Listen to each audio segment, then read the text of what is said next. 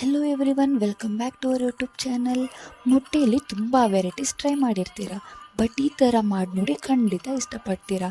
ಒಂದು ಪ್ಯಾನಲ್ಲಿ ಎಣ್ಣೆ, ಮೊಟ್ಟೆ ಒಡೆದಾಕಬೇಕು ಮತ್ತು ಖಾರದ ಪುಡಿ, ಮೆಣಸು ಹಾಕಿ ಆಮ್ಲೆಟ್ ಮಾಡ್ಕೋಬೇಕು. 2-3 ಮಾಡ್ಕೊಳ್ಳಿ.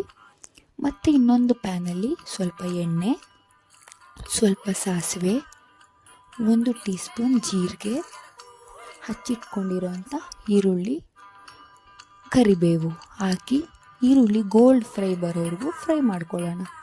ಮತ್ತು ಸಣ್ಣದಾಗಿ ಹಚ್ಚಿಟ್ಕೊಂಡಿರೋಂಥ ಟೊಮ್ಯಾಟೊ, ಅರ್ಶಿನದ ಪುಡಿ, ಗರಂ ಮಸಾಲ, ಧನಿಯಾ ಪುಡಿ, 1 ಟೀ ಸ್ಪೂನ್ ಶುಂಠಿ ಬೆಳ್ಳುಳ್ಳಿ ಪೇಸ್ಟ್ ಮತ್ತು ಹಚ್ಚ ಖಾರದ ಪುಡಿ, ರುಚಿಗೆ ತಕ್ಕಷ್ಟು ಉಪ್ಪು ಮತ್ತು ಮೆಣಸಿನ ಪುಡಿ ಹಾಕಿ ಫ್ರೈ ಮಾಡ್ಕೊಳ್ಳಿ.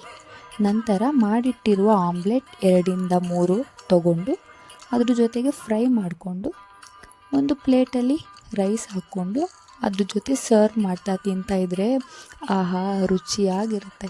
Thank you for watching.